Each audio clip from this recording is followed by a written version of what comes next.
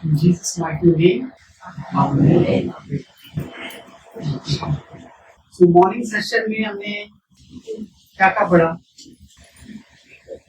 आत्मिक बल, ग्रेस के बारे में पढ़ा हमने, कृपा के बारे में, ग्रेस कृपा के बारे में पढ़ा। आत्मा आशीष, आत्मा में कैसे जीना और आत्मा में रहना क्यों जरूरी है, बराबर है?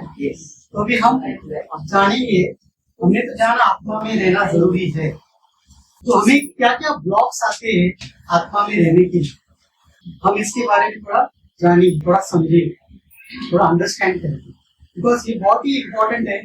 हमें हथियार तो पता है, अभी हथियार को चलाना कैसे अगर हम नहीं जानेंगे तो हम कैसे शैतान के ऊपर हम हावी हो सकते हैं, नहीं हो सकते, बराबर? तो अपन देखेंगे हम जेम्स 4:6 स्टोरी पढ़ना ही बहुत इंपॉर्टेंट है। ये वचन थोड़ा ब्रेक करके पढ़ना, क्योंकि हम लोग ये वचन का कभी भी एक ही पार्ट समझते हैं, इसका दूसरा part. He gives more grace, therefore he says, God resists the proud, gives grace to the humble. वापस पढ़ो, स्लोली पढ़ो। God resists the proud, but gives grace to the humble. देखिए अभी हिंदी में पढ़ो। वो तो ये ज्ञान अनुग्रह देता है, इस कारण ये लिखा है, परमेश्वर अभिमानियों से विरोध करता है पर नम्रों पर अनुग्रह देता है। ये सुनो, तो जब भी मैं शुरू किया परमेश्वर अपने विरोध में आ सकता है, तो पहले पार्ट में लिखा है ही रेजिस्ट द प्राउड। तो परमेश्वर हमारे अंदर जो प्राइड है, हमारे अंदर जो घमंड है, उसके विरोध में आना चाहता है, बराबर है? तो परमेश्वर वो प्राइड के विरोध में क्यों आना चाहता है? क्योंकि लिखा है he gives more grace to the humble, बराबर है? तो अनुग्रह तो सबके ऊपर बराबरी से है, सबके ऊपर, सभी जितने लोग क्रिएशन हुआ है सभी के ऊपर अनुग्रह बराबरी से है। तो क्या होता है, कोई कोई लोग जो अनुग्रह का जो टैप है बंद कर चुके हैं, क्यों? क्योंकि उनके अंदर है प्राइड, घमंड। तो घमंड ब्लॉक करता है, और परमेश्वर होली स्पिरिट हमेशा अपने अंदर का जो घमंड है उसके विरुद्ध आता है, उसके अगेंस्ट फाइट करता है, इसके अगेंस्ट फाइट करता है। तो यही इसका ही मतलब है कि परमेश्वर हमारे विरोध आता है जब हमारे अंदर होता है घमंड। और क्यों आता है? क्योंकि अगर घमंड हमारे अंदर है तो हम उसका जो अनुग्रह हमारे ऊपर जो आने वाला है उसको हम ब्लॉक करेंगे। तो जैसे हम अनुग्रह जो हमारे ऊपर है उसको अगर हम ब्लॉक करते हैं तो हम जो सुबह जितना हमने पढ़ा वो कोई कुछ भी कार्य नहीं करेगा, ना हम आत्मा में बढ़ेंगे, ना हम शैतानी शक्ति से सामना कर सकेंगे, ना ही हम हमारे जीवन में ऑलरेडी जो ब्लेसिंग्स है उसको हम क्लेम कर सकते हैं। तो इसका सारांश क्या है? हम्बलनेस, बहुत ह्यूमिलिटी बहुत जरूरत है, एकदम लीन रहना, नम्रता में रहना बहुत जरूरत है। अगर हम नम्रता में नहीं रहेंगे तो हमें जो भी हमको चाहिए वो हम कार्य में नहीं ला सकते। वचन का जो महत्व, वचन का जो कार्य हमारे जीवन में होना चाहिए वो कभी भी होगा नहीं। तो ये घमंड भी आपको अपने को सबको पता है, ये घमंड क्या था? पहला घमंड कहाँ से उत्पन्न हुआ? बराबर, शैतान। तो वो घमंड की वजह से वो फेंका गया, स्वर्ग से फेंका गया, बराबर। और फिर सभी जो आपको पता ही क्या हुआ, क्या पाप में गिरे, एडम में पाप में गिरे, फिर हमने हमारा जो डोमिनेंट था सब कुछ खो दिया हमने। तो ये घमंड शैतान के साथ, इविल स्पिरिट के साथ कंप्लीटली जुड़ा हुआ है। अब हम लोग कह सकते हैं कि उसका डेफिनेशन बोल सकते हैं ना, इविल का डेफिनेशन क्या है ना? डेफिनेशन समझते हैं ना हिंदी में? हिंदी में क्या बोलते हैं उसका डेफिनेशन को? सारांश। हाँ, अगर घमंड, ये सेटन का, डीमन का सारांश करना है तो एक ही शब्द आएगा, घमंड, प्राइड। उसके साथ हम 100% उसके साथ जुड़ सकते हैं, बराबर। तो घमंड जो अपने आयुष्य में जो भी कार्य करता है तो उससे हमारे ये क्या क्या कठिनाई आती है। हम पूरे हमारे जीवन में रोज रोज दो चीजों से जुड़ते हैं। घमंड के कारण हम लोग हमेशा दिन से लेके रात में जिंदगी भर हम लोग दो चीजों के कारण हम कैद में रहते हैं, सिर्फ और सिर्फ घमंड की वजह से। वो दो चीजें कौन सी है वो अब हम जानेंगे। जैसे हम जानेंगे दो चीजों के बारे में, जिसका एक दो चीज है घमंड का फ्रूट, और घमंड क्या है, रूट है, जड़ है। ये जड़ के फ्रूट, जो दो फ्रूट है ना जड़ इसके, ये हमारे जीवन में कार्य होते हैं और हम हमेशा इसके साथ झूठ करते रहते हैं। दिन भर हमारा डेली रहता दिन में हम लोग बोल रहे हैं, हम लोग वचन में बढ़ रहे हैं, वचन का अंडरस्टैंडिंग सीख रहे हैं, मगर शैतान ये दो फ्रूट के द्वारा हमें हमेशा आता है हमारे हृदय में जो वचन है उसको चुराने का। ये उसका प्राइम ऑब्जेक्टिव है, ये उसकी हमेशा ये काम रहेगा उसका। तो हम ये दो फ्रूट के बारे में जानेंगे। ओके, तो पहला फ्रूट है इंग्लिश में जैसे कहते हैं कंडेमनेशन, दंड, निंदा करना। हम लोग निंदा करते हैं, क्रिटिसाइज करते हैं, निंदा करते हैं। और दूसरा फ्रूट है उसका बिटरनेस। तो भी हम जानेंगे कि कैसे कार्य करते हैं। अभी आप समझो एक व्यक्ति है जिसको वचन का ज्ञान नहीं है, या वचन का ज्ञान है बट वो वचन में इतना बढ़ नहीं रहा, उसका अंडरस्टैंडिंग थोड़ा सा कम है वचन के बारे में। ये जरा एक व्यक्ति है, तो ये व्यक्ति ना ऐसा व्यक्ति है ये हमेशा दूसरों में बुराई देखता है, हमेशा दूसरों की निंदा करते रहता है। मतलब वो चांस ही ढूंढता है कि आदमी की निंदा कैसे करे। तो ये जो निंदा करने वाला व्यक्ति अपने परिवार में हो सकता है, ऑफिस में, अभी कोई लोग ऑफिस में जाते रहेंगे जो अपना अथॉरिटी पोजीशन यूज करते, कोई भी वो भी नीचे वाले को हमेशा उनको कुछ भी काम का ही नहीं है, तो हमेशा ये गलती करते ही रहता है। उसको समझाने के बजाय उसको हमेशा वो डांटते रहेगा और हमेशा उसकी निंदा करते रहेगा।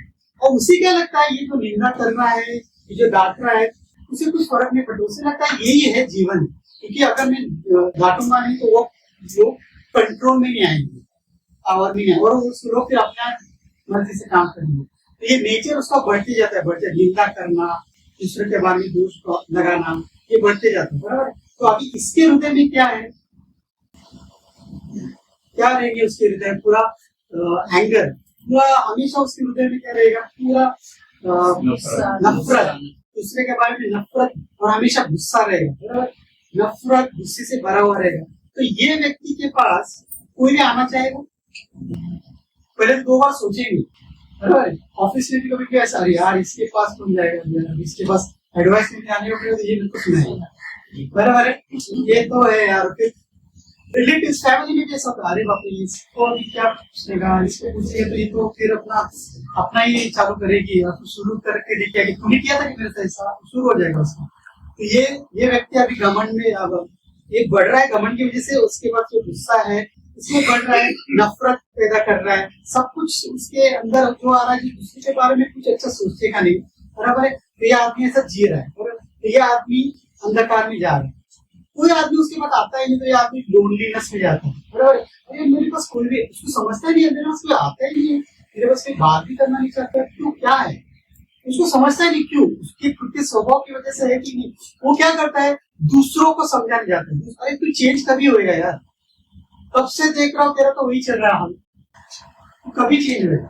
हमेशा वो दूसरों को जजमेंट में हमेशा जज करते रहता है, उसके बारे ये चलते रहता है। लोनलीनेस, हेट्रेड, पूरा गुस्सा, एंगर से भरा हुआ, राइट, भगवान से कंप्लीटली दूर। अब ये दूसरा आदमी है, अभी दूसरा आदमी, ये आदमी जज कर रहा है एक आदमी की, राइट। तो ये आदमी क्या करेगा, इसके बारे में हमेशा क्या सोचेगा, नफरत। इसके आदमी के बारे, ये आदमी के बारे में उसके बारे में नफरत आएगा, राइट। और इतना नफरत आएगा यार, तो हमेशा मुझे डांटते रहता है। ये आदमी क्या करेगा, अपने अंदर अनफॉरगिवनेस क्रिएट करता है, बिटरनेस क्रिएट करता है, बराबर है। पूरा बिटर होते रहता है, पूरा अनफॉरगिवनेस क्रिएट करते रहता है, राइट। और अभी ये आदमी भी कैसा है, इसको भी फिर ये तो वचन में नहीं है, बराबर है। तो शैतान भी इसका बात करते रहेगा, अरे सिंपैथी आएगा, पीटी सेल्फ पीटी फीलिंग आएगा, है ना। सेल्फ पीटी को क्या बोलते हैं? दया, है ना। वो बहुत ही डेंजरस चीज है। जो सेल्फ पीटी है ना, लोग आज की तारीख में जो डिप्रेशन होता है, self PT, self esteem, low self esteem, अपने आप को जो कम समझना, लो प्रोफाइल समझना, ये सेल्फ पीटी जब भी शैतान डालते रहता है, वो बंदा डिप्रेशन में चला जाता है। और वो इतने डिप्रेशन में चला जाता है ना कि उसको लगता है कि मुझे तो कोई भी प्यार नहीं करता, शायद मैं इस जीने के लायक ही नहीं, शायद मैं कुछ किसी भी काम का नहीं हूँ, तो मुझे इस जीने का हक ही नहीं है इस संसार में। तो वो पूरा डिप्रेशन में चला जाता है। तो इसीलिए जो सुसाइडल अटेम्प्ट होते हैं ना, ये सुसाइडल अटेम्प्ट का मेन कारण क्या है? शैतान उसके मन में जो सेल्फ पिटी डालता है ना, तेरा तो कुछ नहीं हो सकता, तू तो इस लायक ही नहीं, वो तेरे को एकदम जज कर रहा है आदमी, वो पूरा तेरे को गुस्सा डाल रहा है, मतलब तू शायद तू ही काम का नहीं है। शैतान तेरे को कॉन्फिडेंस देता है बंदे को, ना तुम है ना कि पूरा तू गया है पूरा लाइफ। तो ये भी बंदा क्या करता है? डिप्रेशन में जाता है, लोनली फील होता है, तो ये भी फिर भगवान से दूर दूर हो जाता है। ये बंदा भी भगवान से दूर दूर जाता है। अभी तो ये अपने को समझने की चीज है। देखो अभी हमको तो वचन का ज्ञान है, कितने सारे लोग संसार में, जो संसार के बारे में सीखे सुबह, तो संसार के लोग जो उनका फिलोसफी, उनका जो माइंडसेट है, उनको तो वचन के बारे में पता ही नहीं। तो उनको ये सब चीज क्या है? नॉर्मल लगेगा। प्राइड आना उनके लिए एकदम नॉर्मल सी बात है। हमने सुना भी रहेगा, स्पीकर बोलते you should be proud of yourself, you should be proud, I am proud of my performance, से बोलते हैं ना। ऑफिस में तो बहुत कॉमन है, you should be proud of what you have done, how big you have become in your life, how successful you are. It's the all focus is on me, right? Motivational speaker भी बोलते self belief. ये word सुना होगा आपने, self belief। इनको उनका patent dialogue होता है, self belief, self पे बिलीव करना सीखो, बराबर?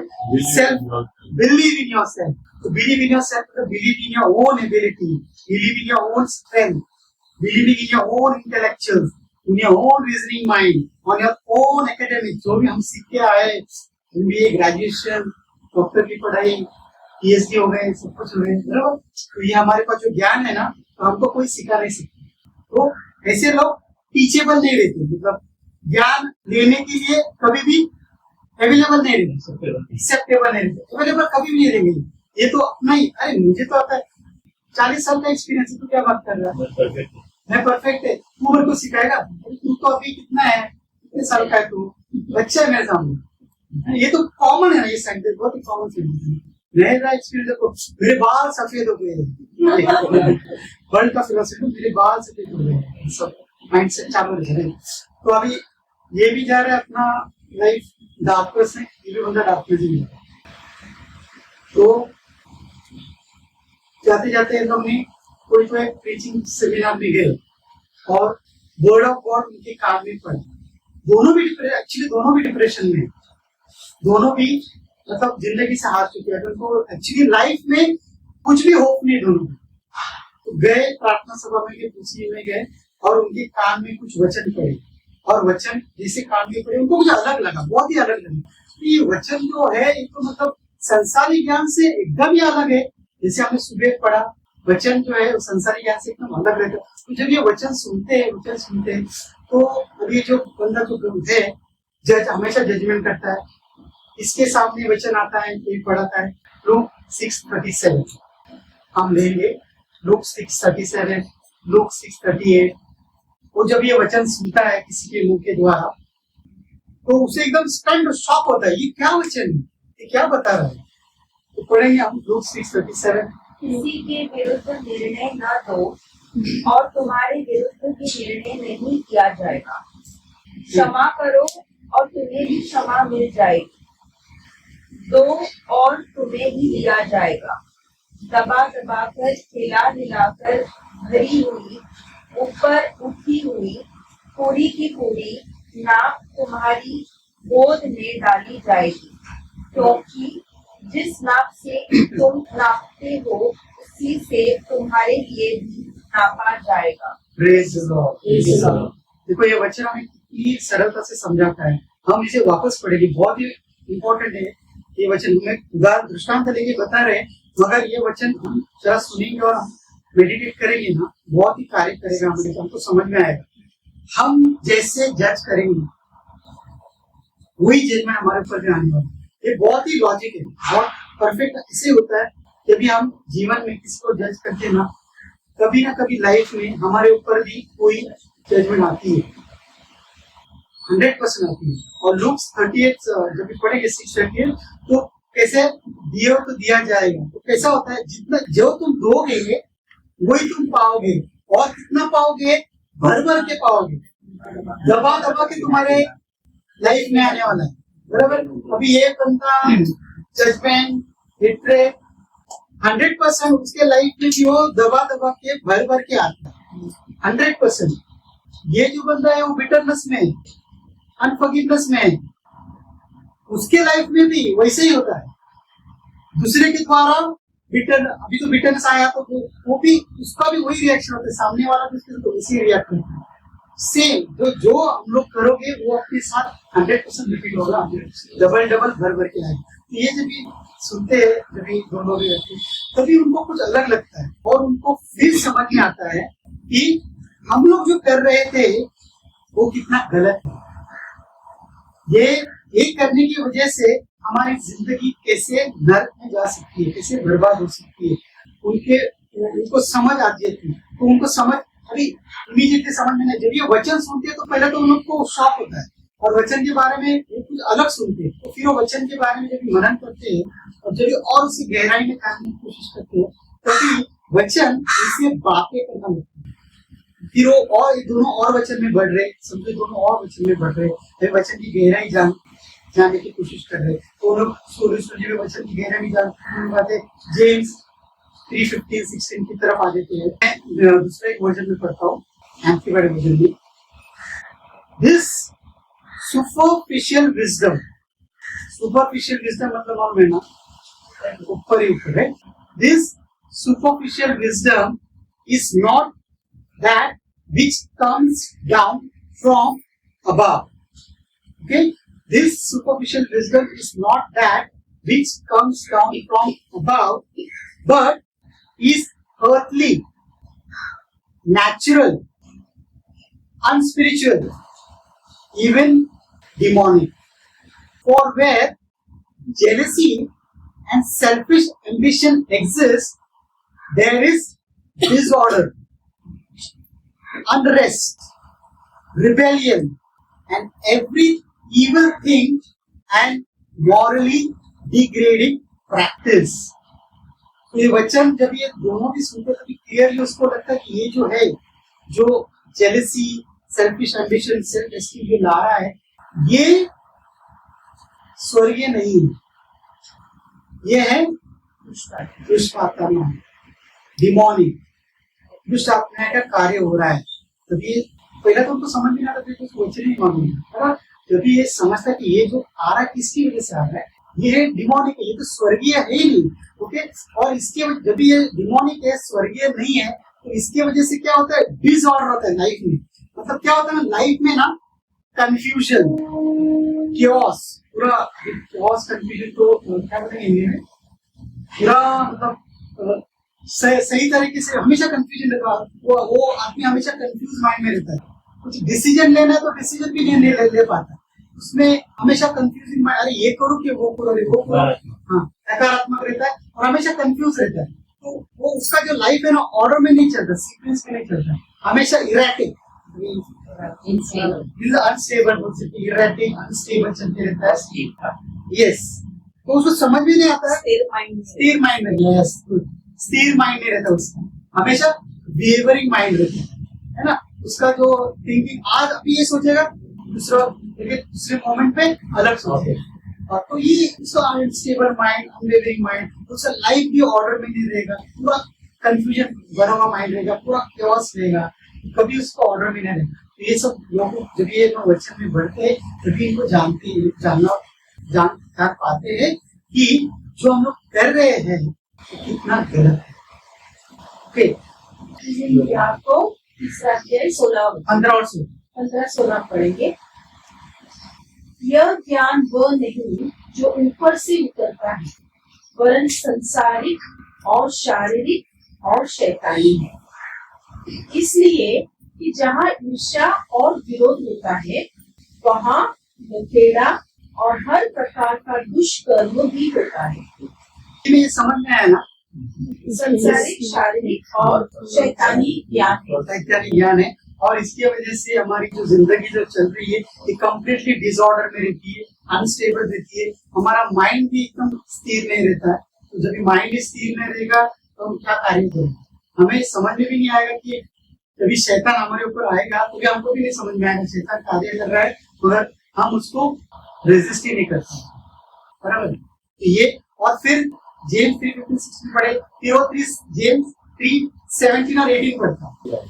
पर जो ज्ञान ऊपर से आता है और पहले तो पवित्र होता है, फिर मिलनसार, कोमल और मृदुभाव और दया और अच्छे फलों से लगा हुआ और पक्षपात और कपट रहित होता है, और मिलाप कराने वाले के लिए धार्मिकता का फल मेल मिलाप के साथ बोया जाता है।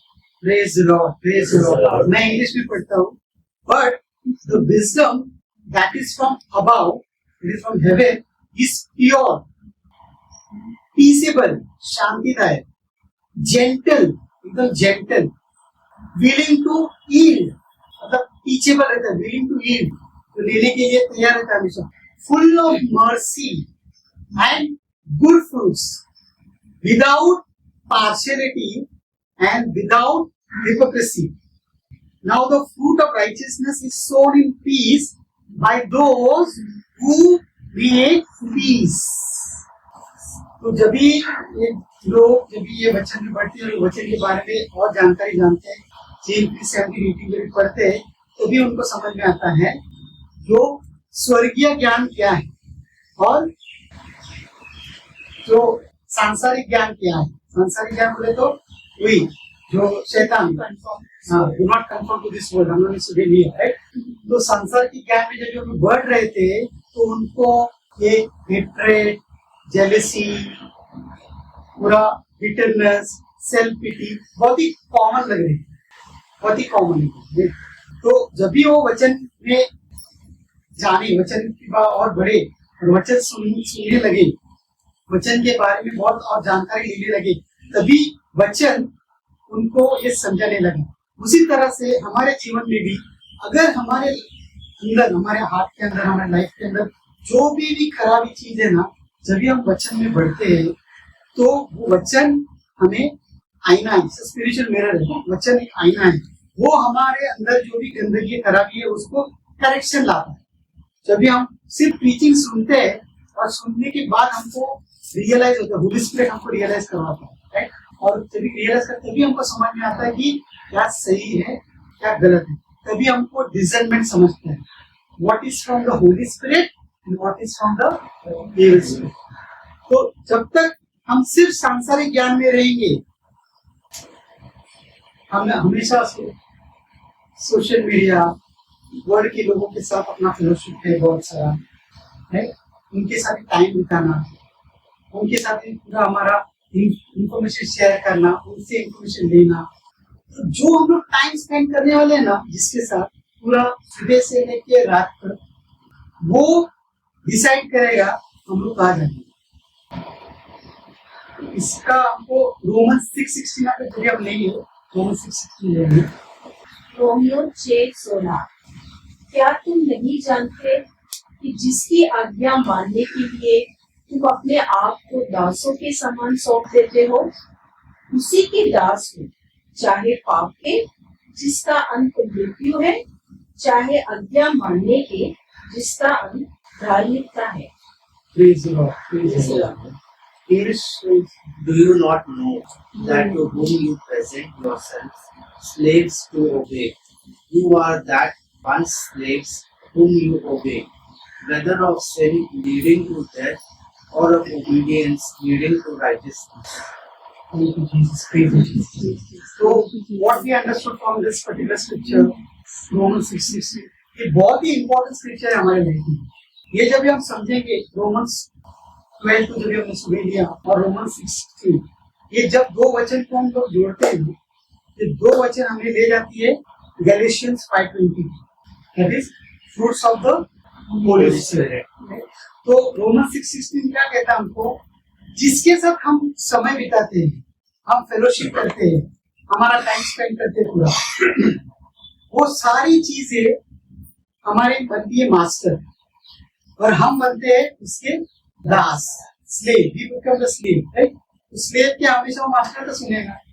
तो पूरा दिन सुबह से लेके शाम तक हम लोग कहाँ टाइम स्पेंड कर रहे हैं, हमको हर एक जन को सोचना कहाँ पे हम किसके साथ हमारी बातचीत हो रही है, किसके वचन हमारे काम में जा रहे हैं, क्या हम लोग सुन रहे, क्या हम लोग देख रहे, क्या हम लोग बोल रहे। तो जो हम लोग देखेंगे, जैसे 3 गेटवे, जो हम लोग सुनेंगे कान से, जो हम लोग देखेंगे आंख से, और जो हम लोग बोलेंगे, तीनों चीजें जब हम इंटरनलाइज करते हैं हमारे मन में, आपकी, वही हमारे हृदय से बाहर है, बराबर है। तो ये मैथ्यू 12:35 भी कहते हैं, out of the abundance of your heart speaks the mouth speaks, है।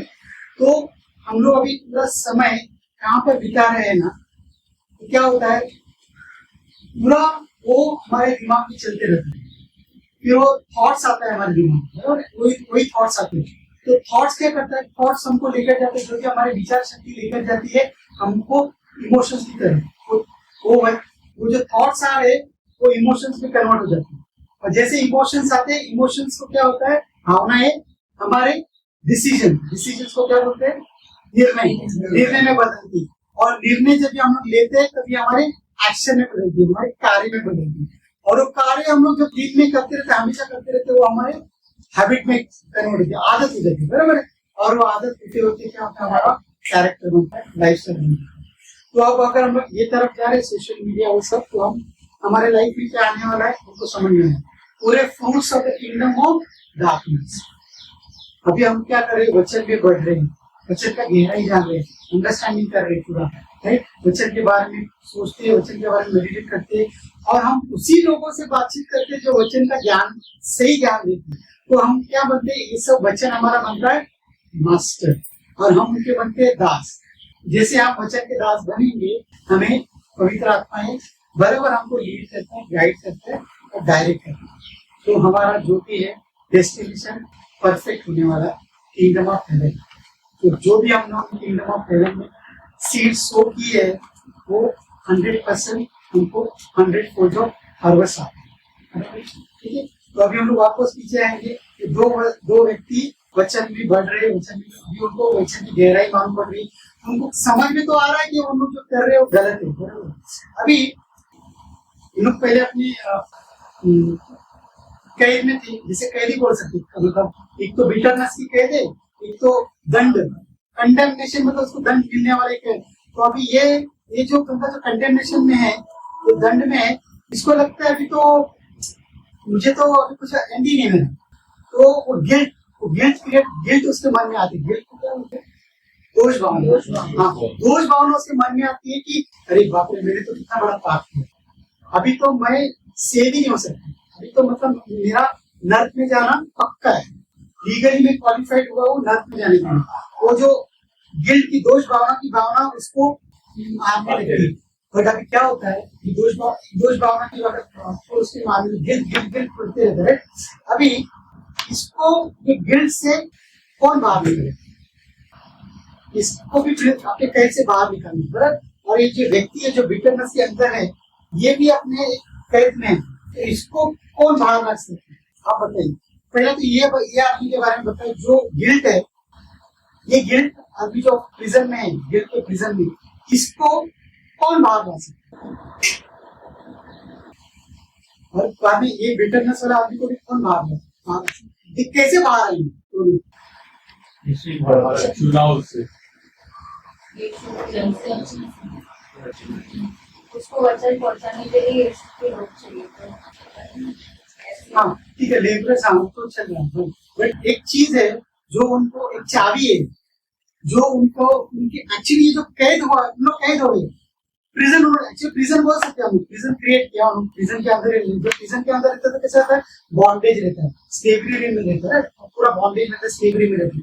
तो चाबी अभी इन्होंने अपना प्रिजन खुद तैयार किया, दोनों ने, किसी ने बोला नहीं है प्रिजन, क्योंकि उनको वचन का ज्ञान नहीं था। प्रिजन के अंदर तो है, अभी उनको चाबी चाहिए खोलने के लिए। अभी प्रिजन तो उन्होंने खुद तैयार किया है, तो चाबी भी उनके पास होनी चाहिए। अरे तो क्या है चाबी, कौन सी, कितना बहुत ही इंपॉर्टेंट चीज है ये हमारे जीवन में कार्य में लाने की।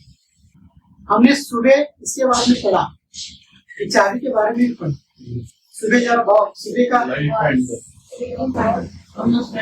अपने माइंड का द्वार को खोलना है, उसको एक्सेप्ट करना।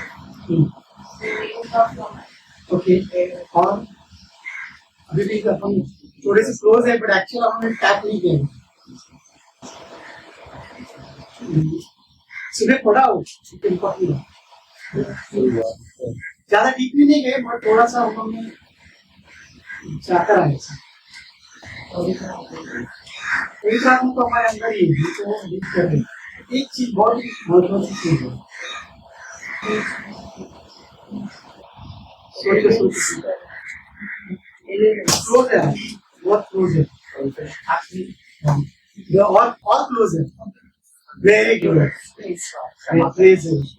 क्षमा करने के लिए। तो अभी ये जो क्षमा, ये जानना जरूरी है, क्षमा ये गिल्ट का प्रिजन है, ये आदमी गिल्ट के प्रिजन है। तो इसको फॉरगिवनेस मिलेगी कहाँ से? He has to approach, he has to confess, right? He has to repent, he has to change his mind. तो इनको फॉरगिवनेस गॉड से मांगना है, right? कि Lord I am a Sinner, उसने तो फॉरगिव किया, बट ये बंदे उसको मालूम ही नहीं बचा ना, तो क्या करेगा? पहला he will seek forgiveness from God, right? तो गॉड से फॉरगिवनेस मांगेगा जो बंदा गिल्ट के प्रिजन में। अभी जो दूसरा बंदा जो बिटरनेस के प्रिजन में है, इसमें इसके अंदर भी अनफॉरगिवनेस है, बराबर है? तो ये इसके प्रिजन से कैसे खुलेगा? ये भी हमारे थोड़ा सा नहीं,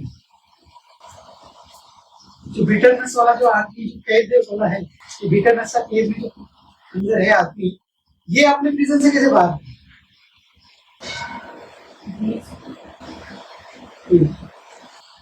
ग्रेस तो है सभी को, तो ग्रेस है। अभी तो ये ग्रेस के बारे में आने भी लगा, क्योंकि ये वचन को जान नहीं लगा, मतलब अभी प्राइड का जो स्पिरिट से लिखा रहता है, कृपा तो ग्रेस है। Very good. अभी एक फॉरगिवनेस गॉड से फॉरगिवनेस आया, और ये दूसरा जो फॉरगिवनेस है सामने वाले को फॉरगिव करे। और फॉरगिवनेस भी कैसा? जैसे जीसस ने हम लोगों को अनकंडीशनली फॉरगिव किया, ऐसा जैसा सिस्टर ने किया, फॉरगिव किया, माफ किया, ये बात ही नहीं करनी, वैसे नहीं है। हमें माफ कर दिया उसको, बट फिर भी क्या होगा? माफ कर दिया, अरे उसको भी माफ कर दिया, अभी ये आदमी जा रहा है, कोई सपोज एक पर्टिकुलर कोई दूसरे इनको मिल रहा है, जस्ट जनरली बात कर, अरे क्या कैसे चल रहा है, ठीक है ना? हाँ ना, वो आदमी ऐसा था ना, क्या बोलने का ना, वो ना मैंने सुना, मतलब मेरा रिकॉर्डिंग है माइंड में है, चल फिर ये आदमी को दूसरे के पास जाएगा, बोलेगा अरे वो, अरे कुछ मत यार, क्या था छोड़, बट मैंने समाप्त कर दिया। मतलब ये वो तो अभी क्या फॉरगिवनेस इसमें, वो तो लेके ही चल रहा है ना, वो बिटरनेस। अभी देखो, मैं आपको पूछूं, कल आपने क्या ब्रेकफास्ट किया ब्रदर? यार ये तो याद नहीं रहेगा, बराबर? बट 20 साल पुराने किसी ने आपको हर्ट किया था, वो तो कभी नहीं भूलेगा, बराबर है? वो तो हमेशा याद रखेंगे। Mother in law, daughter in law, तो 100% वो आपने जो क्या था ना, वो मेरी पूरी जिंदगी बदल डाली थी। वो आपने जो कहा था उस शब्द, आपको पता है क्या? 20 साल पहले कहा था, मगर वो हमेशा वो हृदय में रहे। तो ये फॉरगिवनेस बहुत ही इंपॉर्टेंट चीज है। ये हम लोग करते हैं, कैजुअली हम लोग फॉरगिव करते हैं, बट क्या हम लोग क्या इग्नोरेंटली फिर भी डिस्कस करते समय, भले हम लोग सरकास्टिकली तो नहीं बोलेंगे वो आदमी को, अरे हाँ है वो आदमी, ठीक है, जाने से बारे में बात नहीं करेंगे, तो मेरा भी दिमाग लग जाता है, फिर तो कैरी कर देते। ये ऐसा फॉरगिवनेस नहीं होना चाहिए। जैसे मतलब देखो, पेड़ चलो, एक किसी ने सपोज एक आदमी है, उसे गाड़ी का ठोकर, तो गाड़ी को ठोक मारा, तो अभी वो आदमी तो डेफिनेटली इसको, मेरी गाड़ी को ठोका, मैं तो उसको बोले यार क्या बॉस क्या किया, फिर जान चल डिलीवर चल, मैंने माफ कर दिया। पर अभी माफ कर दिया ठीक है, पर वो आदमी ने जो माफी के दिया ना, जो मैंने तो माफ कर दिया, बट जो बिल आने वाला है गाड़ी का रिपेयरिंग करना वो भी वो भर के थे मेरे को, बस ज्यादा मैं माफ कर दिया तो रोज जरा बिल अभी इंश्योरेंस तो मैं क्लेम करने वाला हूँ, बट अभी जाने छोड़ो, कभी आएगा मेरा इंश्योरेंस का पैसा, मेरा वो जरा मेरा बिल पे कर दे, बराबर ना। ये 100% माफी हो गई है। ये बहुत ही मैनिपुलेटिव, ये जो है संसार की माफी, इसको बोलते हैं संसार का नॉलेज जो बोल रहा है, ये है संसार का नॉलेज। तो दिखाते बहुत, करने के बाद भी वो जताते हैं हाथ पर ऑन दैट पर्टिकुलर एक्टिविटी, ये किया मैंने, ये किया मैंने, ये किया मैंने, हमेशा बोलते रहते हैं। तो अभी इनको फॉरगिवनेस कैसे मिलेगा, बिटरनेस का फॉरगिव ज्यादा पर्सन, इसको हेट वाले को फॉरगिवनेस का seeking forgiveness now then growing in this world. Now when this person जो गिल्ट उसके अंदर है वो फॉरगिवनेस है, तो भी वो रोमन्स 8:1 पढ़ता है, इमीडिएटली वो फ्री हो जाता है। रोमन्स 8:1 पढ़ो, उसको पूरा छुटकारा मिलता है। इसलिए अब जो मसीह यीशु में है उन पर दंड की आज्ञा नहीं। रोमियो 8:1।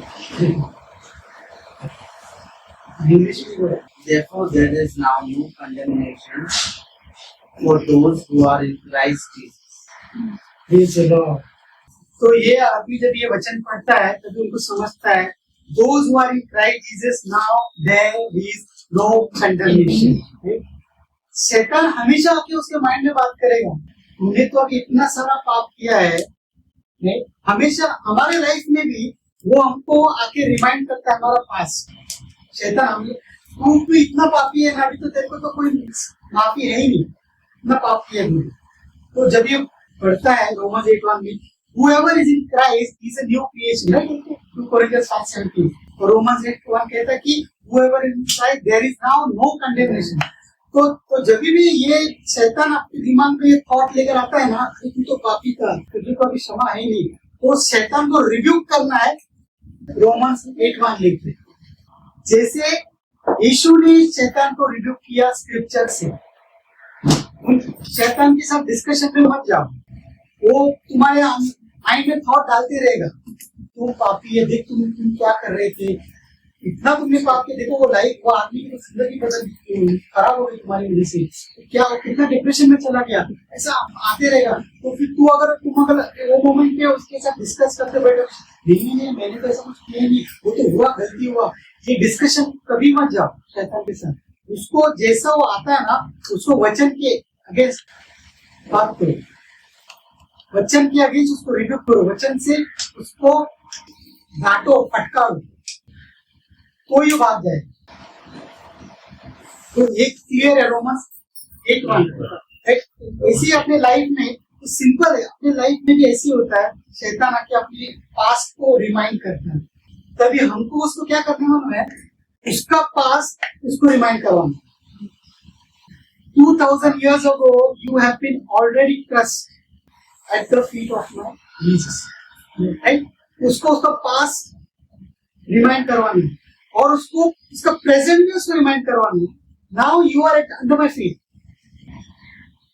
ऐसा उसको डांट के फटकर के बोलना है, your past reminding you of your past, you are reminding of my past ना, I am reminding you where you were, what happened to you earlier. और उसको उसका प्रेजेंट भी बताना है कि अभी तुम मेरे पैरों के नीचे है, और उसको अपना उसका फ्यूचर भी बताना है, फ्यूचर में उसके साथ क्या होने वाला है, he is going to be destroyed eternally.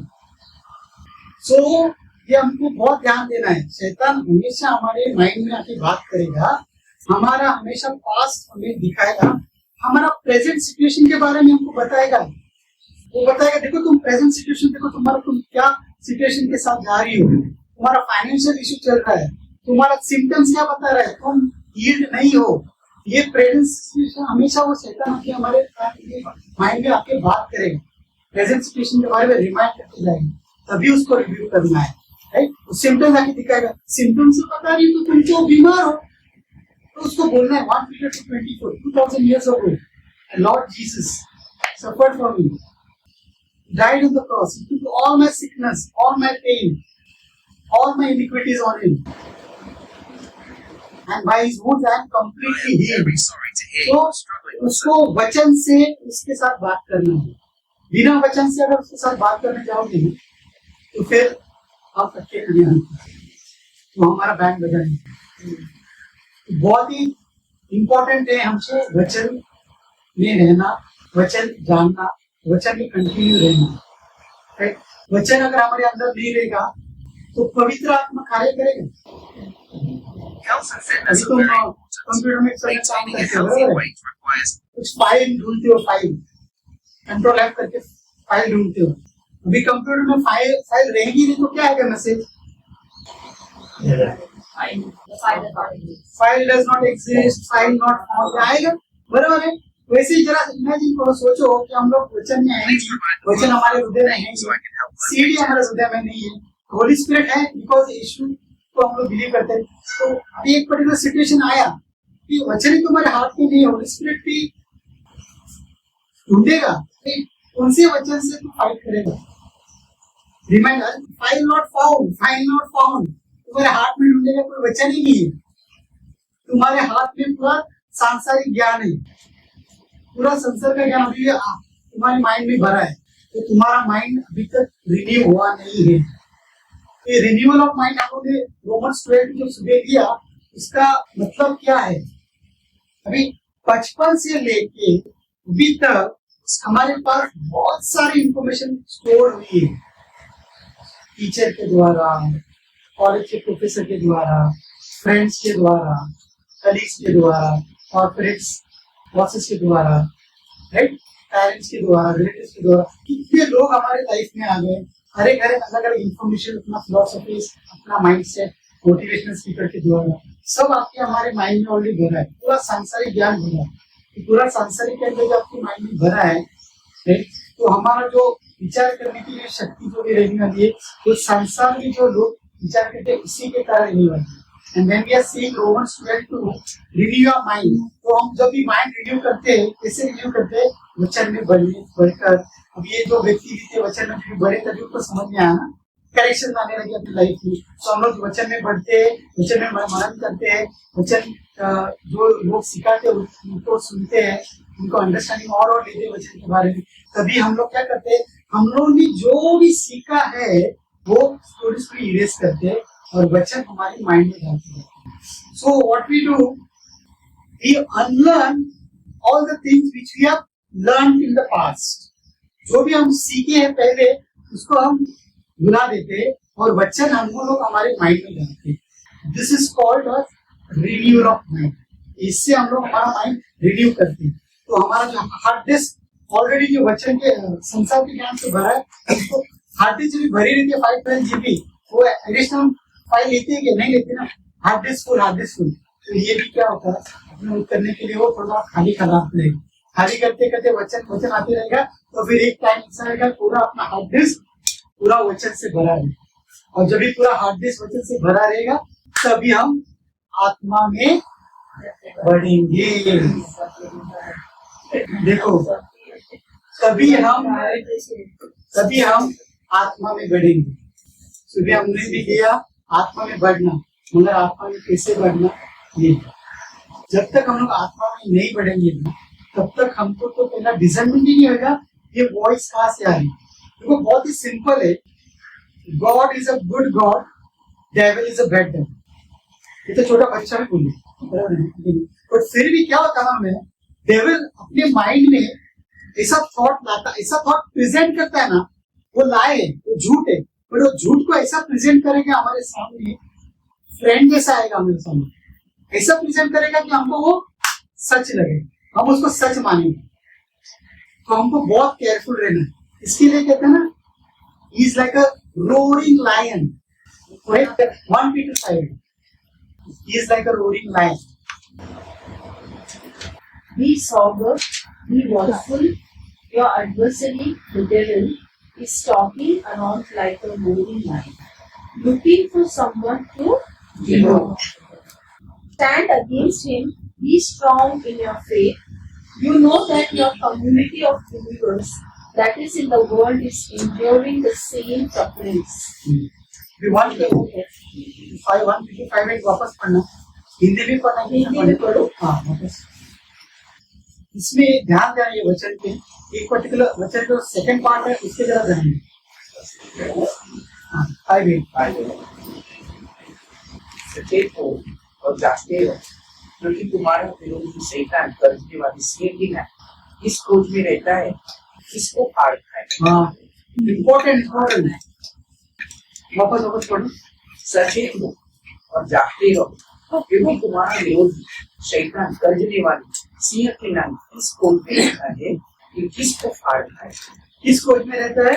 किसको फाड़ खाए। किस खोज में रहता है? किसको फाड़ खाए। समझ में आ रहा है तो? देखो अभी now read in English. Be sober, be vigilant, because your adversary the devil walks about like a roaring lion, seeking whom he may devour. Seeking who he may devour. You have to be very, very careful when you read the scripture. Looking for someone who he can devour. मतलब when it is written in English, who he can, मतलब वो सभी को कर नहीं सकता, वो खोज में रहता है और सभी को नहीं कर सकता। जैसे नेशनल ज्योग्राफिक चैनल में हमने देखा है, जब लायन आता है वो जब हंगरी रहता है तभी वो देखते रहता है, उसका फूड देखते रहता है। जैसे देखा वो कुछ एनिमल्स को देखते हैं तो ग्रुप में जाते रहते हैं, झुंड में रहते हैं, तो उसके तरफ अरे यार बहुत झुंड में रहता है तो वो निग्लेक्ट करता है उसको। जैसे वो देखता कोई तो अकेला है, इमीडिएटली वो उसके ऊपर अटैक करते हैं। तो दैट इज सेम यहाँ पर भी लिखा है, looking for someone whom he can devour, मतलब वो किसी को भी आके छेड़ नहीं सकता है। तुम्हारे अंदर जब ये वचन है, तब जब तुम आत्मा में बढ़ रहे हो, तुमको समझ में आएगा उसको कैसा रिव्यू करना है, और तुमको समझ में आएगा ये आवाज जो आ रही है ये शैतान की तरफ से है कि होली स्पिरिट की तरफ से। तो किसी को भी वो ये नहीं मतलब बना नहीं सकता, किसी को भी वो कैद में नहीं ले सकता। जो उसके कैद में आने के काबिल है, जो उसको एक्सेस देंगे, फ्री एक्सेस देंगे, लीगल एक्सेस देंगे, उसी को वो अटैक कर सकते। किसी को भी अटैक करने आएगा, बट हम भी देखो, हम वचन भी बढ़ रहे हैं, हम वचन को शस्त्र की तरह यूज कर रहे हैं। तो अगर हमको अटैक करने भी आएगा तो हम उस शस्त्र को यूज करके उसको रिव्यू कर सकते, भगा सकते। और कितने लोग हैं ऐसे हैं, कितने लोग ऐसे हैं कि वो नहीं जान पाते, उनको तो ज्ञान ही नहीं। संसार में तो कितने लोग तो उनको तो इस बात का ज्ञान नहीं है, तो वो लोग ट्रैक में पड़े रहते। तो बट अभी कि जो लोग आत्मा में बढ़ रहे हैं, वचन सुनते सुनते, वचन का अंडरस्टैंडिंग लिखे और वचन को अपनी जिंदगी में कार्य करने को दे रहे हैं, अप्लाई कर रहे हैं। Apply is very important. Thank you Holi spirit, बहुत ही अच्छा दृष्टांत को अभी दिया होली स्पिरिट ने। जरा सोचो, 3 स्टूडेंट है, ध्यान देना इधर, ओके। स्कूल में जा रहे पढ़ाई करने के लिए, एक स्टूडेंट है, टीचर पढ़ाती है क्लास में, टीचिंग करती है, सुनता है, ओके। घर में आता है और कुछ नहीं करता, स्टडी नहीं करता, कुछ नहीं करता, आता है घर में, ठीक, और एग्जाम लिखने को जाता है। अभी सुना है, आया एग्जाम लिखने को जाता, क्या वो पास होएगा? फेल होएगा, पक्का फेल होएगा, करेक्ट। दूसरा स्टूडेंट है, ओके, दूसरा स्टूडेंट है, वो भी उसके साथ ही है, पढ़ रहा है, टीचर पढ़ा रही है, सुना उसने, घर में भी आया, जो टीचर ने पढ़ाया उसको स्टडी भी करने लगा, अच्छी तरह से स्टडी करने लगा, समझने लगा, स्टडी भी करने लगा। तो क्या हो गया? एग्जाम में बैठा नहीं, कुछ फायदा हुआ? वो डिस्क्वालीफाई हो गया, वो भी फेल हो गया, बराबर है। तीसरा स्टूडेंट है, ये ध्यान देना, वो भी उनकी जैसे ही है, जाता है, टीचर पढ़ाती है, सुनता है, घर में आता है, स्टडी करता है, परफेक्ट स्टडी करता है, एग्जाम में आता है, जो स्टडी किया है वो परफेक्ट लिखता है। ये बंदा परफॉर्म करेगा, करेक्ट। ध्यान देना, पहले वाले ने क्या किया, जरा अभी वचन के शब्द देखते हैं हम लोग। वचन हमने सुना, ओके, सुना, सुनकर आए, घर में आए, अपना लाइफस्टाइल अपना चालू, ओके, ना उसके बारे में मनन किया, ना उसके बारे में स्टडी किया, ना व्हाइल कमिंग होम उसके बारे में डिस्कस किया, कुछ नहीं किया। जब गए चर्च में जाके सुना, वहां से किया, आए, फिर अपना लाइफस्टाइल जीते रहे। लाइफ में जब भी ट्रायल्स टेम्पटेशन आया वो फेस कर पाएगा? दूसरा व्यक्ति, दूसरा स्टूडेंट ने हमने क्या पढ़ा था, वो आया, पढ़ा, स्टडी किया, हमारे एग्जाम किया। तो अभी देखो, जैसे वचन में दूसरा आदमी गया, वचन सुना, आके स्टडी भी किया, अस्त्र, हालेलुया, सब वचन मालूम है उसको, पूरा अच्छी तरह से वचन मालूम है, स्टडी भी किया उसने, ओके। अभी स्टडी करने के बाद में लाइफ में ट्रायल्स ट्रिब्यूलेशन आए, उसको पता है 1:24, उसको पता है फिलिपियंस 4:19 क्या है, उसको पता है जेरेमिया 29:11 क्या है, उसको पता है, पूरे वचन मालूम है उसको, राइट। बट जब इस सिचुएशन आया तो इस सिचुएशन को तो उसने वचन अप्लाई नहीं किया। बीमारी आई, उसको घोषणा की नहीं, वो डर गया, मतलब he has not applied the word in his life practically. James 2:1-26, I think, be the doers of the word of God, right? हाँ, तो यहाँ पर उसने प्रैक्टिस किया ही नहीं, right? तो अभी तो क्या होगा, यह प्रैक्टिस किया है, स्टडी सुना भी, स्टडी भी कर रहा है, मगर वो अप्लाई नहीं कर रहा है अपनी लाइफ में, तो वापस उसको सेटन ओवरकम करेगा। परफेक्ट। तीसरा आदमी है, वचन सुनता है, सुनने के बाद में घर में आता है, स्टडी करता है, हमेशा स्टडी करता है, फेलोशिप करते हैं लोगों के साथ, वही जो अच्छा वचन का ज्ञान देते हैं, और अगर बात निकलती है उसके मुंह से तो वचन के द्वारा ही बात निकलती है। किसी से बात भी करते हैं तो वचन के अलाइन ही बात करते हैं। Everything is going in line with the word of God. कुछ भी सांसारिक बातें उसमें नहीं, कुछ नहीं है, गॉसिपिंग में कुछ नहीं है। तो क्या होता है, ये बंदा, और जब भी कुछ सिचुएशन आई, जैसे बीमारी आई, फाइनेंशियल सिचुएशन आई, वो वचन को क्लेम करता है, वचन को अप्लाई करता है। जैसे वचन को अप्लाई करता है, क्लेम करता है, वो fruits of the holy spirit, उसके जो भी manifestation of the word of God उसके लाइफ में ऑटोमेटिकली होता है। तो ये दृष्टांत समझ में आया 3 स्टूडेंट का, जो वापस रिपीट करूं, समझा ना? तो कितना इंपॉर्टेंट है, वचन तो हम लोग सुनकर आए, क्योंकि सुनकर आए, स्टडी भी किए, मगर उसको जब भी यूज करना है तभी अप्लाई नहीं किए। मेरे पास गन है, सब कुछ है, मुझे चलाने को भी आता है, तो मैं चलाया नहीं हूँ मोमेंट पे। चोर आया और मैं क्या फायदा, मैंने ज्ञान लिया गन कैसे चलाने का, सुन लिया, प्रैक्टिस करते गया, परफेक्ट है मेरा एम, और फिर स्टडी किया कैसा कैसे यूज करने का, कैसा यूज कर, अगर आता शैतान कैसे यूज करने का। मुझे जब एक्चुअल आया कोई मेरे को यूज करने के लिए, और मैं गन यूज करना ही किया ही नहीं मैंने, तो क्या होगा, यह है ना। तो कितना कितना कितना इम्पोर्टेंट है ये वचन को अपनी लाइफ में यूज करना। और हम कभी कर पाते जब भी हम आत्मा में रहते हैं। जब हम आत्मा में रहते हैं ना, तभी हम सीन के बारे में ध्यान नहीं देते। हम लोग सब जो भी अनसीन थिंग का है वो क्लीन करके हमारी लाइफ में लाते हैं, और इसी को कहते हैं applying the word of God in my life. 122 James 1:21, sorry, be the doer of the word. वचन पर चलने वाली बनो, और केवल सुनने वाली ही नहीं जो अपने आप को धोखा देती।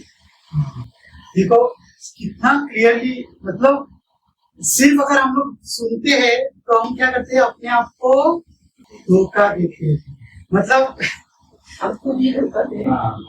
जस्ट फॉर द सेक, मतलब कभी कभी लगता है ना यार, देखो ये है लॉ माइंडसेट, अरे भगवान यार थोड़ा 1 घंटा से भी अपन लाइफ, हफ्ते में 1 घंटा से भी नीचे जाके सुनना चाहिए।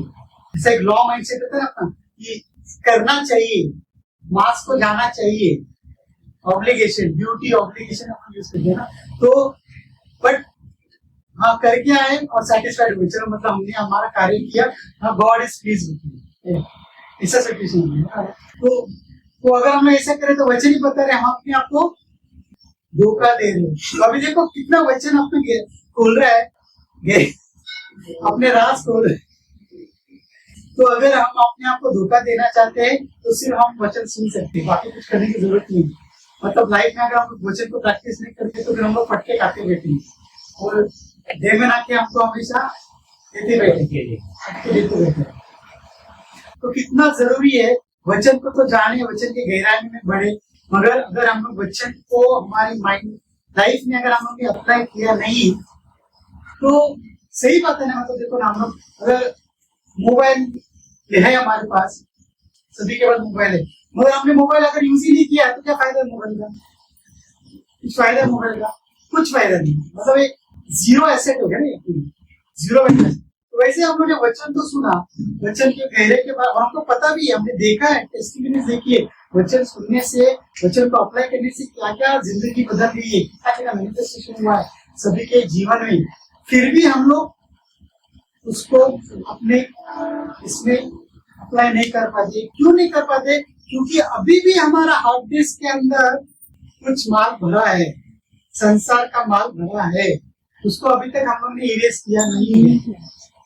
जब हम इरेज करेंगे, देखो ये जर्नी है, ये इरेज जो है ना, जो माइंड में जो भरा हुआ जो है ना संसार का ज्ञान, वो एक रात में, एक दिन में, 2 दिन में, 1 हफ्ते में इरेज नहीं होने वाला। ये प्रोसेस है। Renewal of mind is a continuous process, but continuous process में हमको कंटिन्यू रहना है वचन में। जैसे हम लोग वचन भरते जाएंगे, ये पूरा बाहर निकल जाएगा। इसीलिए हम लोगों ने सुन लिया John 8:31, 8:32, continue the word and you will be my disciples, okay, and then you will know the truth and the truth will set you free. तो कितना क्लियर है। देखो हमको शैतान को चांस नहीं देना। एफिशिएंस 4:27 पढ़ो, ये क्या करते, शैतान को चांस देते।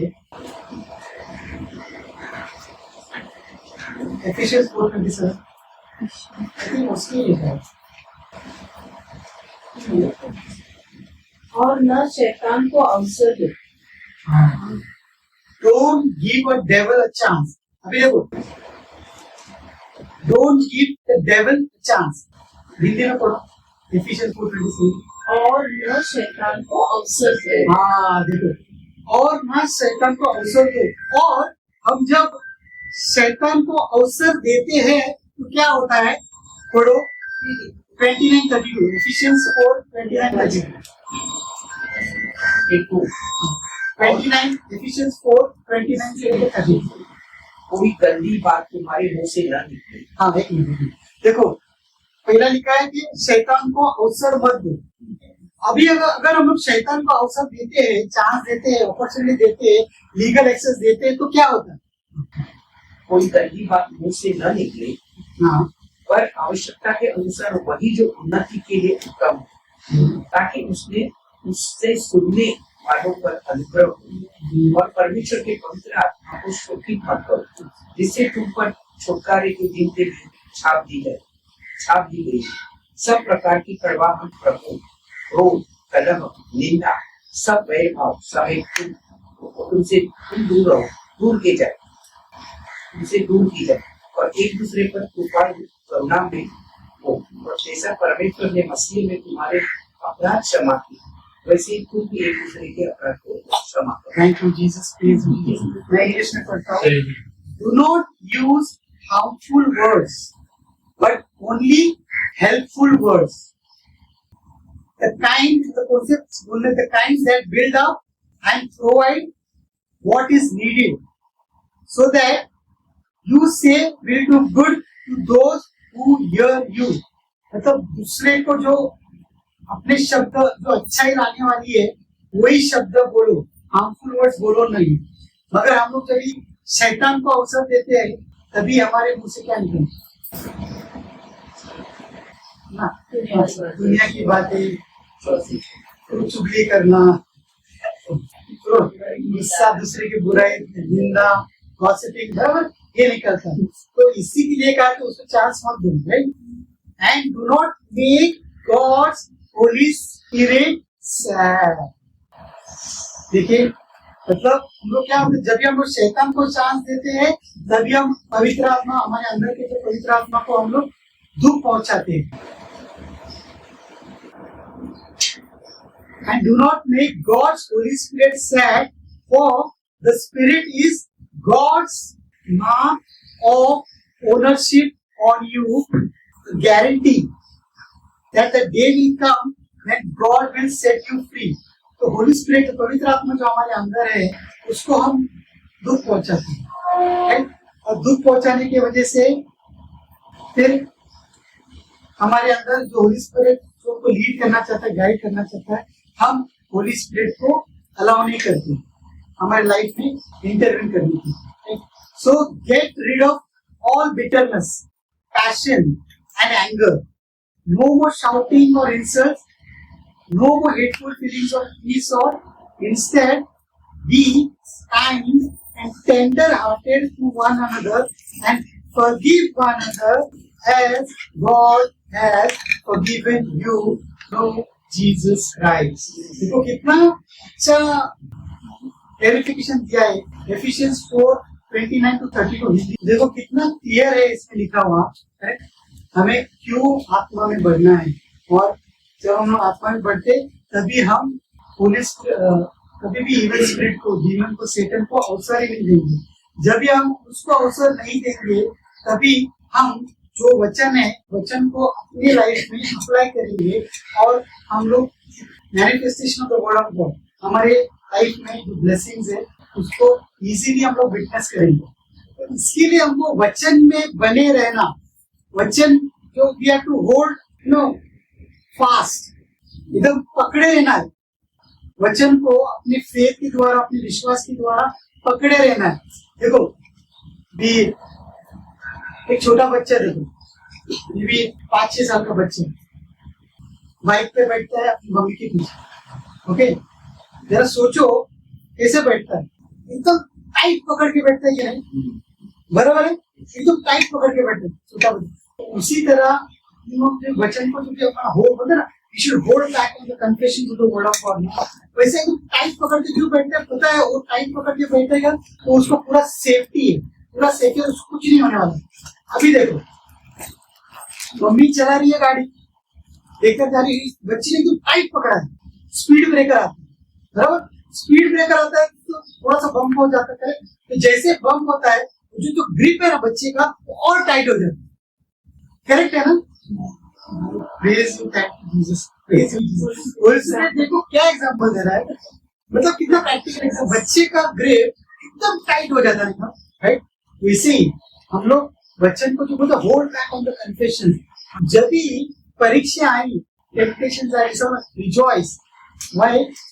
मतलब when we are rejoicing, and that means we are completely relying on the promises of God. हमको 100% मालूम है God हमको प्रॉमिस दिया है, तो मुझे ये जो ट्रबल्स, ट्रायल्स एंड ट्रबल, ये सिर्फ फैक्ट है। डेविल आके क्या करता है ना, ये फैक्ट को झूठ के द्वारा क्या बोलता है, ये जो फैक्ट है ना, ये तुम्हारा लाइफ है, अभी तुम्हारा लाइफ यहाँ पे खत्म, तो ये फैक्ट को डेविल लाई में चेंज करता है, राइट? ओके, जब भी हम लोग आत्मा में बढ़ते हैं तो क्या होता है, हम लोग क्या देखते हैं, ट्रूथ देखते, truth. This is just a fact, what I can see from my eyes, but from my spiritual eye, I see everything is done. ये जो हम लोग सिचुएशन जा रहे हैं, ये सिचुएशन टेम्परेरी है। I see my situation very good in financial, in my health, in my relationship, everything is completely done. तो ये holding back on the confession, पूरा ग्रिप, मम्मी बच्चे को लेके जा रही है, राइट? तो जस्ट वॉक करिए, गार्डन में वॉक करिए, बराबर, तो हाथ पकड़ेंगे, राइट? तो जैसे ही अगर कोई खड्डा दिखा उधर तो क्या होगा, अभी वहां में जंप करना है, बराबर है, तो क्या करेगी वो, वापस टाइट पकड़ेगी अपने बच्चे को, तो और टाइट पकड़ के बोलेगी फिर अभी जंप कर, correct? Again holding back tight on the confession, looking at the troubles, मतलब ये ट्रायल्स एंड ट्रबल में भी अपने को दृढ़ रहना है पूरा। That is what real applying the word of God in our life, winning the race, completing the race, right? तो ये होल्ड बैक कितना इंपॉर्टेंट है। अभी देखो ये हेलीकॉप्टर, अरे मेरे लाइव एग्जाम्पल, मेरा डॉटर जब छोटा था तभी उसको अगर हमारे यहाँ पे गार्डन है, उसको इसलिए नाम दिया था हेलीकॉप्टर गार्डन। क्यों पता है? क्योंकि उसके अंदर एक राइड है ना, पूरा हेलीकॉप्टर्स का मतलब है, बैठने का चीज। तो उसको मॉर्निंग में अगर बताया ना, अभी हम लोग शाम को 5 o'clock को हेलीकॉप्टर गार्डन जाएंगे। अभी मॉर्निंग में उठी है, उसको हम लोग बताते थे हेलीकॉप्टर गार्डन जाने। तो मॉर्निंग में ब्रेकफास्ट किया, बोलते बोलते हम लोग आज हेलीकॉप्टर गार्डन जाने वाले हैं, हम लोग आज हेलीकॉप्टर। बच्चा देखो कंफ्यूज करते रहते हैं। कोई आया ना, कोई किसी ने ऐसी फोन करके, अरे आज तो हम लोग हेलीकॉप्टर गार्डन जाने वाले। हम तो बच्चा क्या करता है, बच्चे को फादर ने या मदर ने प्रॉमिस दिया है, अरे 5 o'clock को उसको हेलीकॉप्टर गार्डन जाने। बच्चा वो प्रॉमिस को लेके इतना कन्विक्शन उसके माइंड में आता, हार्ट में, कि वो बोलते रहता है मैं आज हेलीकॉप्टर गार्डन जा रही हूँ, हेलीकॉप्टर गार्डन। तो जब तक 5 o'clock नहीं होता तब तक वो दिखता है कि पापा 5 o'clock हुआ कि नहीं, पापा 5 o'clock हुआ कि नहीं, हेलीकॉप्टर गार्डन जाना। तो moment child reaches the garden, तो जो जॉय जो उसके फेस में है, तो उसको मेजर नहीं किया जा सकता। Correct, right. तो बच्चा मतलब कहने का क्या मतलब बेसिकली कि वो बच्चा जो है वो प्रॉमिस के ऊपर इतना डिपेंडेंट है, उसको पता है उसको आज गार्डन जाने को मिलने वाला है, वो दिन भर वो कन्फेस करते रहते हैं। वैसे ही हमको भी ना, तो confessions of the word of God, praise you Jesus, क्या क्या होली स्पिरिट लिखा है, मतलब वही है, ये प्रैक्टिकल है हमारा। ये तो हम लोग क्या है, ये वर्ड ऑफ गॉड बोलते हैं, holding back on the confession, ये बहुत इंपॉर्टेंट है। ये जब हम लोग करते रहते ना, then we are not allowing our mind to get distract. हम लोग डेविल को एक्सेस ही नहीं देते हैं। He will not give a chance to the devil. Ephesians 4:27 just we read. हम लोग उसको चांस देंगे नहीं। तो हमको कितना केयरफुल है हमारा हार्ट को गार्ड करें। अगर हम लोग हमारे हार्ट को गार्ड नहीं करेंगे, तो हम लोग वचन को हमारे लाइफ में अप्लाई करने को मौका ही नहीं देंगे। कितना इंपॉर्टेंट है। देखो हम लोग प्राइड से शुरुआत की थी। प्राइड की जो 2 प्रिजन स्टोर आया, तो कई प्रिजन आया, 2 फ्रूट्स बड़े थे, फ्रूट्स को अपन प्रिजन बता दिए। तो ये प्रिजन अपने को हमारे को आत्मिक जर्नी में बढ़ने के लिए कितना रुकावट लाता है, बराबर। गिल्ट, बिटरनेस, मतलब देखो जब भी हम लोग हेट्रेड लाते हैं, जेलसी लाते हैं, या किसी के बारे में गॉसिपिंग करते हैं, तो हम लोग क्या कर रहे हैं, होली स्पिरिट को दुखी कर रहे हैं, और शैतान को लीगल एक्सेस दे रहे हैं। अरे बाबा ये तो अभी करो, अपने साथ ही आगे नहीं, शैतान को पूरा एक्सेस दे रहे, और फिर वो शैतान यूज करते जाता है, उसके एक्सेस, उसके गेट ऊपर होते जाता है पूरा। हम लोग भी अलाउ करते हैं पूरा उसके अंदर जाने के लिए, और कंप्लीटली ट्रैप हो जाते हैं। फिर जब हम कंप्लीटली ट्रैप होते हैं तो उसके अंदर फिर समझ भी नहीं आता। इसीलिए कहता है ना, we have to dwell. Psalms 91:1 क्या कहता है? Can someone read it? But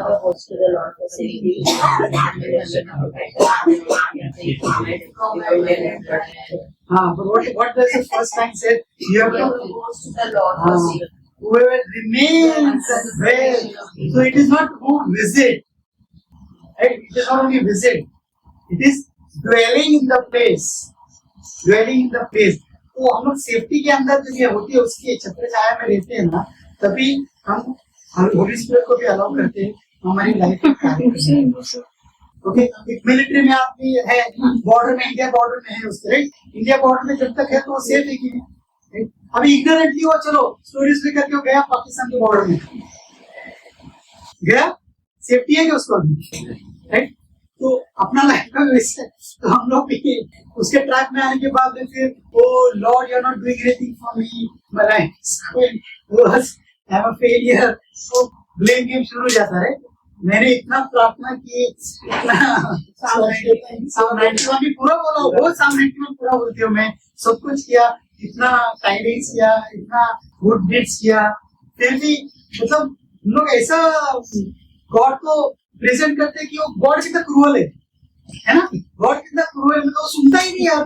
इतना प्रेयर करने के बाद में, इतना फास्टिंग करने के बाद में वो मेरी बात ही नहीं सुनता। तो ये क्या हो जाता है, और डेविल का वही काम है। डेविल भी तुम्हारे दिमाग में वही लाते रहेगा, क्या फायदा इतना फास्टिंग होने के, सुनता है तेरा गॉड को सुनता है, ये लाएगा माइंड में डेविल।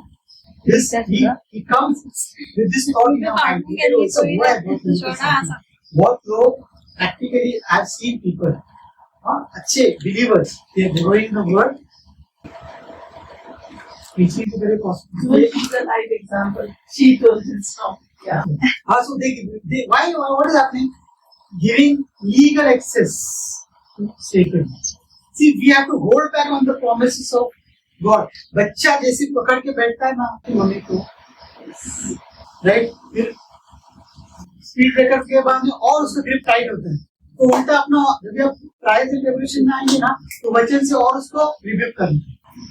वो उसका काम यही है, to steal, kill and destroy.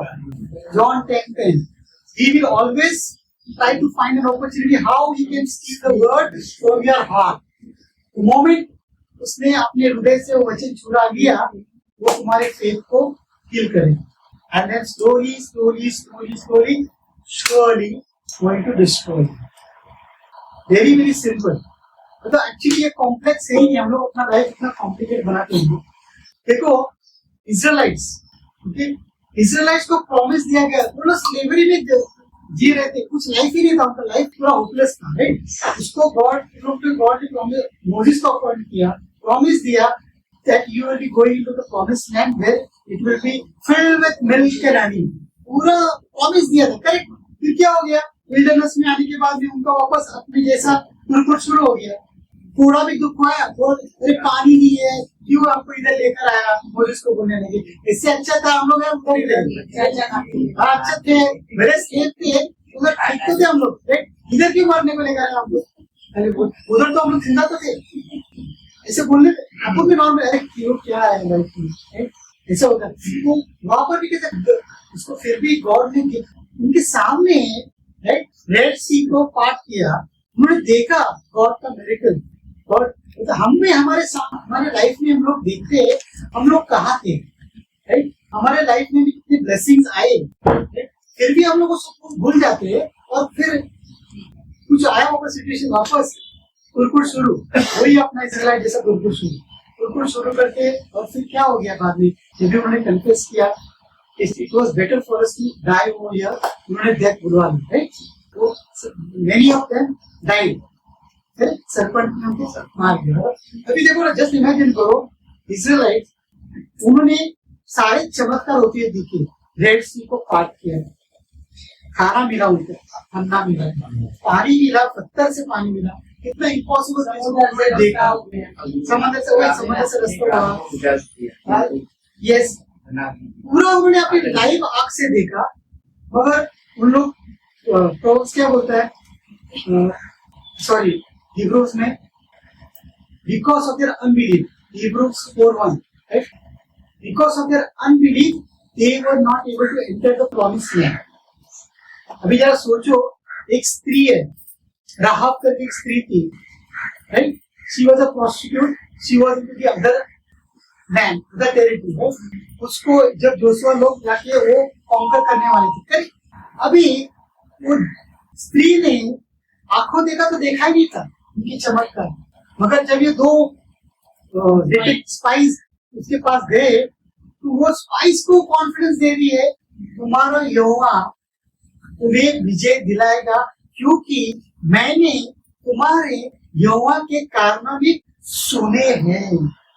जरा सोचो, जस्ट सुने, faith comes by hearing by the word of God. Just saying, कारनामे देखे नहीं है, सुने हैं। आज भी हमारा फेथ ये बढ़ता है, सुनते और जो प्रॉमिस के ऊपर बिलीव करते हैं। तो जैसे इजराइल थे, वैसे भी अब वो जो प्रॉमिस लैंड है और अपना जो साल्वेशन है सेम है। Old testament is the shadow, जैसे उनको प्रॉमिस लैंड बताया गया था, हमें भी साल्वेशन ऑलरेडी सब कुछ दिया गया है, सब कुछ हमारे पास है, हासिल है हमारे पास, अवेलेबल है हमारे पास, तो अगर फिर भी हम समझ नहीं पा रहे, फिर भी हम लोग क्यों नहीं समझ पा रहे, उनके जैसे अनबिलीफ में हम लोग जाते हैं। तो हमारा जो फाइट है पूरी जिंदगी में सिर्फ अनबिलीफ के साथ फाइट करना है, क्योंकि जैसे अगर हम लोग अनबिलीफ में बढ़ेंगे, फेथ से दूर होते जाएंगे, डाउट में आएंगे। Jesus said, if you believe and have no doubt in your heart, you say to this mountain, right? No doubt. See, get approved, right? So how important it is for us to hold back and relying, trusting on the promises of God. When salvation has been already given to us, Ephesians 2:8 already said, it is by your grace through faith we have been saved. We have been already saved, not by our own works. It's a free gift already given to you. So we have already got all the dominion. We have already got all the relationship back, which we have lost. Jesus, when died on the cross, तो Jesus का यहाँ पर आना मतलब basically उनका main मकसद क्या था? जीसस का इधर धरती पर आना. What was the first objective of Jesus come down on this earth? To reconcile man and God. Yes. To restore our relationship. That is the prime objective because we as a mankind lost our relationship with God when we gone into that disobedience. So that Garden of Eden which brought disobedience and then which activated the law of sin and death in man on this earth, okay, then there was another Garden of Gethsemane wherein obedience was shown, and due to the obedience in the Garden of Gethsemane, we were completely redeemed from that law of sin and death. Romans 8:2.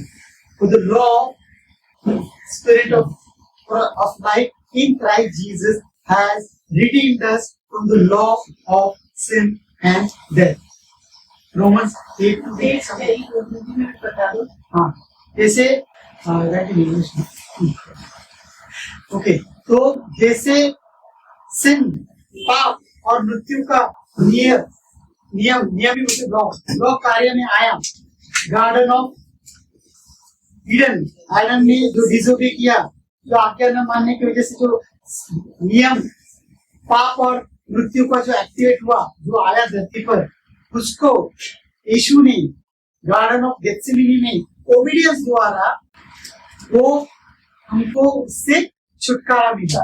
उसकी आत्मा की व्यवस्था ने यीशु मसीह को उनके पाप की और उनकी व्यवस्था से स्वतंत्र. आमीन. Please Lord. इंग्लिश.